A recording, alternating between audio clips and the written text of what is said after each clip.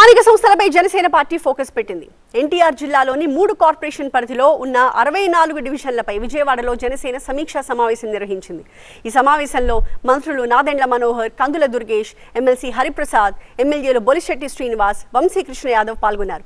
కార్యకర్తల అభిప్రాయాలు స్వీకరించారు. విజయవాడలో పార్టీ బలోపేతంపై చర్చించారు. ఈ సందర్భంగా మంత్రులు కందుల దుర్గేష్, నాదెండ్ల మనోహర్ ఆసక్తికరమైన వ్యాఖ్యలు చేశారు. ఏపీలో కూటమి ప్రభుత్వం రావడానికి పవన్ కళ్యాణ్ కారణమని దుర్గేష్ అన్నారు. పవన్ పదవుల కోసం జనసేన ఏర్పాటు చేయలేదు, ప్రజాస్వామ్యాన్ని నిలబెట్టడం కోసం పార్టీ పెట్టారు అని నాదెండ్ల అన్నారు.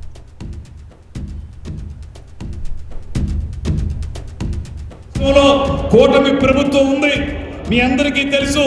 కూటమి ప్రభుత్వం కూడా ఏర్పడడానికి ప్రధాన కారకులు ఎవరనేటువంటి విషయం మీ అందరికీ తెలుసు.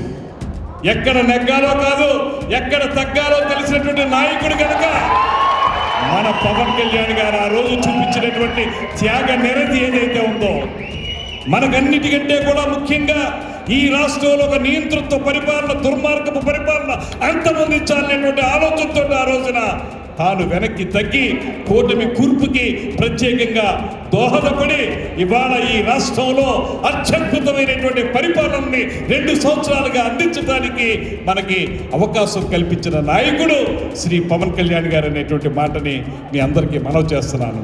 గ్రూప్ రాజకీయాలు ఎక్కడ ఉండాలి? ఓట్ల కోసం గ్రూప్ రాజకీయాలు ఉండాలి. పోటీ చేసినప్పుడు గ్రూప్ రాజకీయాలు ఉండాలి. అంతేగాని పార్టీలో మాత్రం మనందరం ఒకే గ్రూపు, పవన్ కళ్యాణ్ గారి గ్రూపు, దానికోసం మనందరం కూడా పనిచేయాలి. అవకాశాలు వస్తాయి, ప్రతి ఒక్కరికి అవకాశం ఇవ్వాలని పవన్ కళ్యాణ్ గారు కోరుకుంటారు. ఇది నిజంగా నేను చెప్తున్నాను మీలో, ఆయనలో ఉన్న భావన. ఎందుకంటే మనం ఈరోజు పొత్తులో ఉన్నాం, ఒకేసారి మనం మొత్తం అన్ని పదవులు అడగలేం.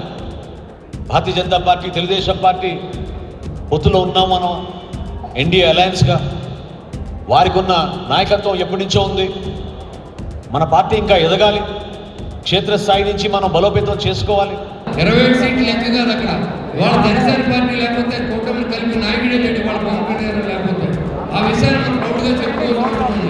ఒక జనసేన పార్టీ నాయకుడికే భారతదేశంలో కాదు ఇతర దేశాల్లో కూడా గుర్తింపు పవన్ కళ్యాణ్ గారి గురించి. ఎక్కడికైనా జనసేన అంటే మనం ఆదరిస్తారు. కానీ ఉన్న పార్టీ చాలా సంవత్సరాలుగా ఉన్నప్పుడు కూడా జనసేన పార్టీ మన నాయకుడికి ఉన్న పేరుని మనకి ఆయన దానం చేశాడు. దాన్ని మనం తిరిగి గిఫ్ట్గా ఇవ్వాలంటే ప్రతి ఎలక్షన్లోనూ ప్రతి కార్యకర్త కూడా పవన్ కళ్యాణ్ గారి ఆశయాన్ని ప్రజల్లో తీసుకెళ్ళి మనం 100% మనకి ఏ సీట్లు అయితే ఇస్తారో గెలిపించాలని మనస్ఫూర్తిగా కోరుకుంటూ